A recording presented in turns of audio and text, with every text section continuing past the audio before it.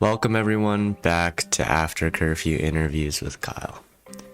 It's been quite some time, but we're finally back to doing these, and I've been planning this episode for a while, so I thought might as well just do this as our first returning episode to the series. A lot has happened, but I'm really excited for today's episode because we have a very special guest. I'm joined by Golden Bari. Bari, why don't you introduce yourself? Hello, my name is Golden Bari. I make like a lot of content on YouTube and Twitch. Probably the funniest man you'll ever meet. Hopefully that was believable enough for our listeners out there. But yeah, and I got canceled a couple months ago. Been doing YouTube for like 4 years. Been doing Twitch for like a little bit over a year. I'm a major simp, and yeah, I'm down bad 100% of the time. Okay, well, I don't think he needs no further introduction. That's a great way to introduce him. And I'm best friends with Pokimane and Mizkif. Forgot to mention. Okay, so as you may know, how we start these, we just give a little quote. You give me like an analysis of what you think it is, and then we'll just move on from there. Sound good? All good. That sound good. The quote, this one's by Elon Musk, so the quote says, "When something is important enough, you do it even if the odds are not in your favor." I'd say like that quote basically means like, I mean, that kind of goes hand in hand with what I'm doing right now. Like, as far as my passion goes, like, you kind of got to just keep going no matter what. Like, I've been planning a comeback because I haven't uploaded in a while or streamed in a while, but I've been planning a big comeback, like a really big comeback, something pretty fire, a little something light, like for the comeback. But like, anyway, it just means that you got to keep doing and pursuing what you want to do for the rest of your life, no matter what obstacles come in place. Even if the odds don't seem like they're there, you have to keep pushing so that the odds will be in your favor. Because, I mean, honestly, the odds aren't going to be in your favor if you're not putting in the work, period. Right. I 100% agree. I agree. Put in the work. And if the odds aren't in your favor, I guess turn the odds, pretty much. If you put in the work, you can turn the table. Oh yeah, just manifest, put in the work, you'll be able to do it. Right. Okay, so now let's get into like the actual interview as part of it. This was kind of just to get the conversation going. I guess the first question, and you already mentioned it in your introduction. So you went on Pokimane's Lover Host a few months back. We all know that. I guess give me like a rundown of how you really got on and like what was that experience like, I guess, for you? Okay, so basically how I got on. So Austin had tweeted something because I actually previously tried to get on the Lover Host with Andrea Botez because I think she's like super hot, but I wanted to get on that one, and yeah, I was gonna go in and perform on that, but I ended up not getting like a call back or anything on the audition because I went on Docs like a month prior to that, so I thought I would get a call back, but I didn't. Or a DM back. I don't know why I said call back. Like this is you're winning a game show or something. But anyway, then I saw the Pokimane one came out. I was like, you know what? I've been a fan of Pokimane for a long time. It would be kind of funny if I go on there and just show people what I got. So I decided to go ahead and audition for that, and my audition was pretty unique. I went like a different route with it. I said like, oh, I can be the best friend for Pokey because I already have all these other girls hitting up my line. And I like ironically was trying to pick up girls like at the mall, and like I was failing every time. That was like the whole joke behind it. But yeah, that was my audition, and I guess they thought it was funny enough, so they let me go on the Doc show. I killed my interview, and then they had me come on the Pokimane thing. So that's pretty much how it went. They just texted me at like 12 at midnight, like a couple hours after the Gone Doc thing. They were like, "Are you free for tomorrow?" And I was so hyped. And yeah, that's basically how it happened. Great. Yeah, that's awesome. Okay, so that's just like a rundown of how you got like on the show, and then I guess I'm just gonna ask you a little bit about like your content. Obviously, how many years have you been doing like all this content stuff for? I've been doing it for about 4 years. 4 years? A little, almost coming up to 5. Like this December, it'll be coming up on 5. Okay. Well, yeah. So 4 or 5 years. Yeah, I'm sure you've seen a lot of content in the 4 or 5 years, I guess. And obviously, I feel like with a lot of content, when you first start, you base it off of someone. Was there anyone you got your inspiration for content from? Like you base your content off of, or are you just doing you? 100%. When I was first coming up doing 2K videos, my main inspiration was definitely Pretty Boy Fredo.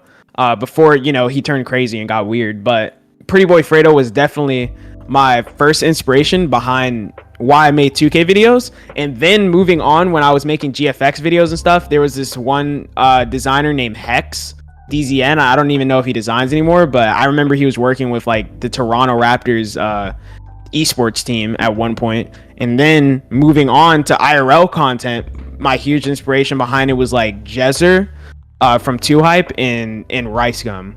Those are like my 2 huge inspirations, and DDG, Pontiac made DDG. Those are like my 3 huge inspirations. Probably my biggest inspirations in the entire scheme of why I did YouTube. Okay, yeah, I feel that. Yeah, those are some really good creators, and I can see how you like embodied them a little, or took a little bit of their style. But that's sure. how everyone kind of starts. You base your content off of someone you really enjoy, and then you just go for it. 100%. My next question is, and you also talked about this in your intro. You said you're planning a comeback, and you kind of answered the question, but so you took a break for a while, right? Is from my understanding. So I was just gonna ask, like, are you thinking about taking a break? But obviously you've already done that. So I guess I'll just give a question about your comeback. I feel like a lot of streamers and like content creators, when they take a break, did you like do anything special? Because I know like a lot of people, like they just like they shut down their phone, or like they delete all of their social media, and they just go kind of incognito. Mainly I've kind of been on a not break because I've been working like a normal job, because I wanted to work a normal job to get enough money to buy like a new stream camera and certain things. And then whenever I make like enough doing YouTube and Twitch, I'm just going to quit like that job, because I work at a grocery store, and I'm just going to quit that job once I start making enough off Twitch and YouTube, because I mean, that's what I want to do for the rest of my life. So it's like, I don't want to be cutting meat in the deli for the rest of my life. I want to obviously be doing YouTube, making videos, and streaming on Twitch and making music. So I want to do that. So once I make enough income to where I can sustain a living off of just content creating, then I'm going to quit like my normal job. I call it the normie job. There's nothing wrong with having a normie job, but that's basically what it is. Yeah. Okay. So right now the plan is, you're just going to kind of do your normal job and then get enough money to buy some things that'll help you with your streaming, and then once you 100%. grow a little more, makes it okay. And I'm still gonna like come back, like while I'm working, I'm still gonna be streaming just as consistently and all that. It's just I've been slacking a lot. I can be completely honest. I've been slacking and lazy, and I don't like that, and I need to like work a lot harder. So after this interview, like I'm literally gonna edit some videos like all day long. And I was working on something last night. Like I had a really productive night last night because I was working on something for the comeback, so that's pretty dope. But I'm gonna definitely work on some videos like all day today because I got the day off. So, well, I guess everyone who's listening, you're gonna have to stay tuned for his comeback. Hell yeah! Seems like he's putting in the work, so it's probably gonna be good. 100%. My next question. Okay, so this one is like a reoccurring question that we have on every single interview. I've asked every single person I ask, and every time we get just a different answer, and it's always unique and great. So the question is, I guess, what are your views on mental health and how it's been, like, I guess, affected by the lockdown and all that? I'd say mental health is very important, and I feel like a lot of people's mental health was affected deeply during the lockdown, and now everything's getting back to normal. People kind of feel like they could be normal again, but like as far as mental health goes, it definitely takes a toll on people during the whole COVID thing, because if you work a normie job or just a normal job in general, it can really affect your health, because not going to work every day, and even if people go to work every day to do the things they love, like it's going to be really hard to do that stuff from home, and especially to kind of make that transition. Like I saw this one TikTok where this one engineer was so bored because he had to do like stuff from his house, and he couldn't do like a lot of hands-on things. So it was mainly just mapping and designing and all of that type of stuff. And that can definitely lead people into depression, especially not being able to see the people you love every day, because you have to, like, 6 feet apart, social distance, all that type of stuff. And then even so, when people were wanting to do something big for their life, they can't really do that anymore because of the whole social distancing thing. So if you're not really an online creator, to be quite honest with you, you probably had the worst. Like, I'm not gonna lie, you probably did have the worst year, because for me it was one of my best years. Exactly, it was one of my best years ever, like because like I was streaming and all that stuff, I was making YouTube videos home, so. And then the year after that I got on Lover Host, like that was one of the like one of my best years yet. But like for everybody else that may do different stuff than me, like saw it differently, and they had like a worse year. And also you have to understand, like, as far as COVID goes, like if you don't have a plan really and you don't know what to do, that can be very like tiring and exhausting every single day, just wondering what to do when you're in the house for that long every day. And also for the class of 2020, which I was part of that class, we didn't get to really have an official, like, well, we had a graduation, but we had to like do it like a drive-through type graduation, and then we didn't have a prom, and like it's just like kind of like a big mess, like as far as everything goes, like for people that were in the class of 2020 as well. So yeah, it definitely is important to always look on the bright side of things. I know it's hard to do that during times like this, but you kind of have to do that in order to keep your mental health in check.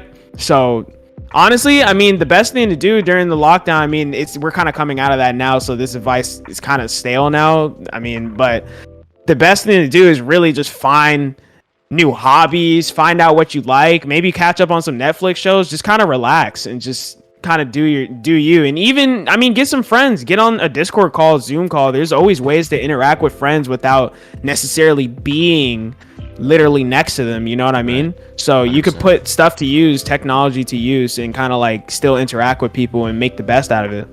Yeah, I totally agree. For me as a content creator as well, this was one of my best years, because everyone's inside and no one really has anything to do. So 100%. But I mean, I can totally understand from like someone who doesn't really have anything to do, this could be one of the worst years. Because, 100%. I agree. It's been hard for a lot of people, but just keep going through. Okay, now we're gonna focus. I think most of the people who watch these podcasts, they want to know about your content, but most of them, they already know about it, right? They already know you as the content creator. They already know you from your content. They already know all the streams you do, all that stuff. I want to give them a little insight onto what you are like off camera, more like just like who you are as a person, kind of your personal aspect. So one question I'd have is, like, I guess just pretty basic question, is what's your favorite type of music or genre of music? Favorite genre, honestly, probably, I mean, I don't really have necessarily a favorite, but I mean, I guess my favorite would be like rap. I know it sounds very generic, but that's like the most listened to. But I actually really like rock as well. I really like Blink-182. Okay. I listen to them pretty often. As far as rap goes, I listen to all types of rappers. I also listen to a little bit of pop. I've been listening to like some Olivia Rodriguez. I've been listening to her. And I listen to like a bunch of different stuff as far as that goes. And I listen to like hyperpop, which is kind of rap, but like kind of not. Okay. It's kind of like some weird kind of sounding stuff. And I listen to all types of stuff. Okay. Yeah. Sometimes I even listen to Justin Bieber. So he's fire. Yeah, respectable. Yeah. A little Justin Bieber here and there. It never did anyone any wrong. So because to be quite honest, everybody used to be like, "Oh, I don't listen to Justin Bieber." Yeah, what, you listen to Justin Bieber? And like people would even go as far, like back then, like especially at my school, like people were harsh back then. Like before every like, because people kind of are a lot more sensitive nowadays, but people like back then used to even call you like, as far like if you're a straight male, they'd be like, oh, you're gay if you listen to Justin Bieber, which is just not true at all. Like I don't know why people used to say that, but I mean, people were little kids and they were just saying whatever, whatever came to your mind. But honestly, I always thought Justin Bieber was fire. Like everybody that said he was bad, low key listened to him on the low. They just didn't want to admit it. They didn't want to admit it, but they were capping. Exactly. But it's fine. 100%, yeah. I asked about your music because I know you did. So I started to go back into content here just for 1 second because I forgot to mention this. I know you're doing some music now. That's really great. Hell yeah. I've actually like during this whole like four years of doing content, I've always done music. I've always been a music connoisseur, like because my dad DJs and stuff, and that's not why I do YouTube. I mean, or do music, but like I think that's a huge inspiration for why I do it. Like that's why I probably get those type of like why I like music so much, because of him. But I've always been making music. Like honestly, it's just I've never really promoted it like that until last year, because that's when it actually started sounding good. Like everything before then was kind of garbage. I mean, it's cool to go back and listen to some of them, like for the memories, and some of them sounded decent. It's just like the only thing that was wrong with all of my old tracks is just the mixing was atrocious. The mixing was bad. The engineering was terrible. Auto-tune cruised. If it wasn't for that, they would actually be probably pretty half decent songs. But like, as far as music goes, I've always been making music. I just started like kind of heavily promoting it last year, hyping up like the release of the 10K tape, because I dropped that when I hit 10K on YouTube. So yeah, more music to come soon for sure. Right, yeah, 100%. Okay, let me see.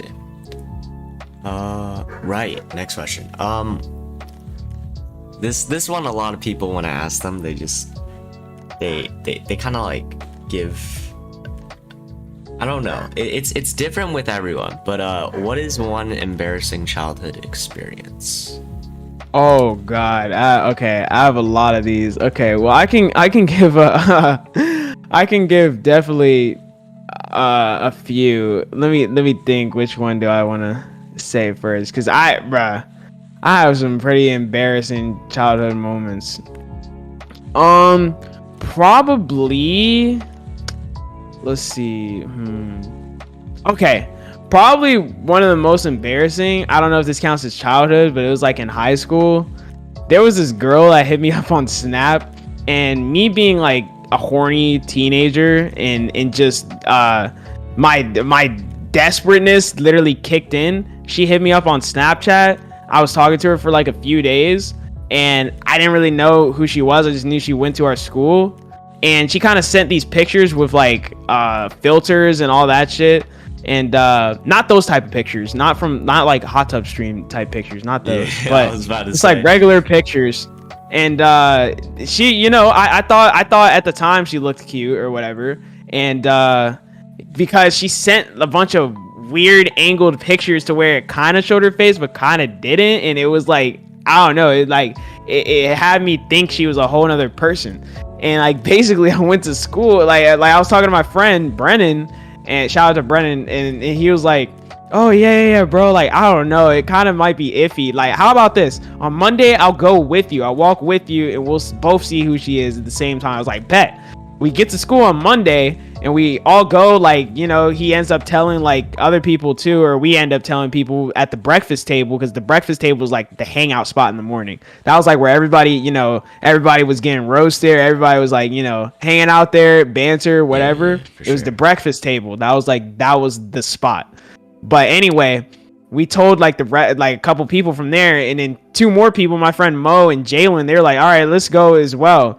And then we all four went, and we were looking for her because she was like, meet me by the trophy case on Snap in the morning. I was like, okay. And I'm looking at one trophy case. I'm like, oh, nobody's there. And we look at another trophy case, and I'm like, is that? And then he was like, it has to be her, bro. That's the only person at the trophy case. And I was like, no way. I was like, nah, that can't be her. That can't be right. That doesn't even look like her. And I was like, okay, boys, I'm gonna go over there and ask. I'm gonna go ask her what her name is. And I'm like, hey, is your name Noelle? And then she was like, yes. And then I was like, okay, be right back. And then I went to my friends. I was like, we gotta go, dude. We gotta go. It like, I know that sounds super mean. Like, I know that sounds super mean. Like, oh, you dip just because she's ugly? Like, you're a dickhead. You're a piece of garbage. Like, I remember there was this one girl. Actually, fun fact, what's really funny is I went on an e-date with this one girl that she like okay, I'll tell this story afterwards, but she like turned gay mid-date, and like that was a really embarrassing move. She turned gay like mid-date, and I'll explain it after, but she turned gay mid-date, and actually a few years before that even happened, when I used to do YouTube and include a bunch of streamers in my videos, I included her in one of my videos actually, and her chat was calling me a dickhead, and like I was an asshole because I dipped because the girl didn't look like how she was supposed to, or how I thought she would look. And I'm like, how is that me being a dickhead? That's just her being a catfish. Like, I didn't even know like she looked like that. She was like sending these half like pictures, you know what I mean? Where like her face would be covered, like showing like a little bit like from the top right corner of the picture and stuff. I didn't even know what she was supposed to look like. And then when she didn't look like how I thought she looked like, that kind of like turned me off, because I was like, well, what the fuck? You're kind of like a liar and kind of weird for that. Like, why? Like, I know people can be insecure, but like if she was just honest from the jump, maybe I would have given her a chance. Who knows? Like, I don't know, maybe I would have thought she was cool, but I just thought she was kind of weird for doing that, you know, and having me think something completely different. And then after we dipped, we like walked slowly past her like it was a cartoon episode out of Tom and Jerry or something. And then after that, she texted me. She was like, what were you and your friends saying like about me? And I was like, I mean, we were just talking about stuff. And then she was like, stuff like what? And I just never responded. And I got home and I texted her. I was like, look, I am not gonna lie, I thought you were a completely different person, blah blah blah blah, this, that, and the other. And you kind of came on to me in a flirty and sexual way, which she did, because in the DM she was literally saying like, daddy, come pick me up and stuff like that in the DMs, saying like, come pick her up. Like, and I was like, bro, I don't even drive. And she would be calling me daddy and ask me to pick her up and like all this nonsense.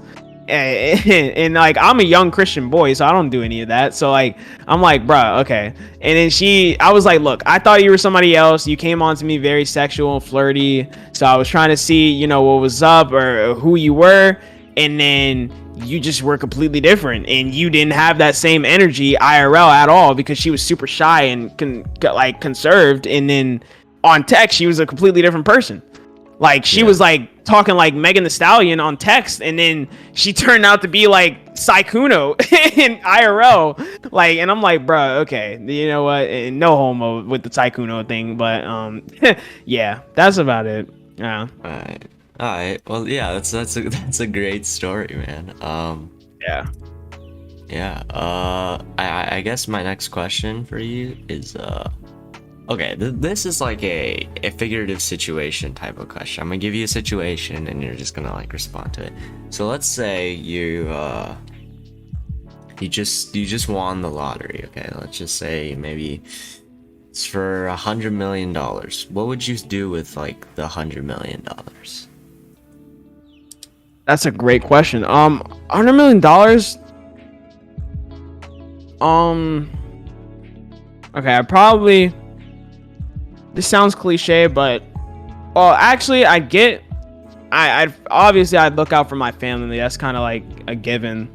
I'll like hook them up or whatever, have them get a house, cars, all that stuff, and then I would definitely invest in like a creator house for me and my boys, like my day ones.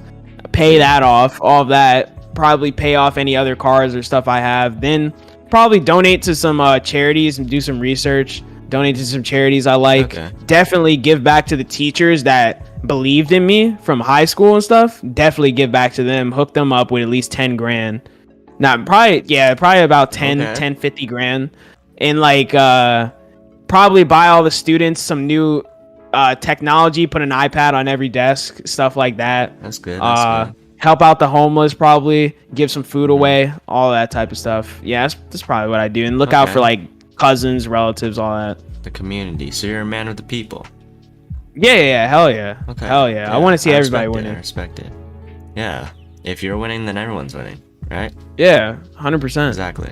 All right. My next question for you, and I love that answer, but I guess my next question, because you're a very ambitious person, right? You seem to have everything kind of planned out. You know, you first you're gonna do your job, gain some money, and then hopefully Twitch works out and YouTube works out, and then you'll just make that your job. Where do you see yourself in, like, I guess 5 years?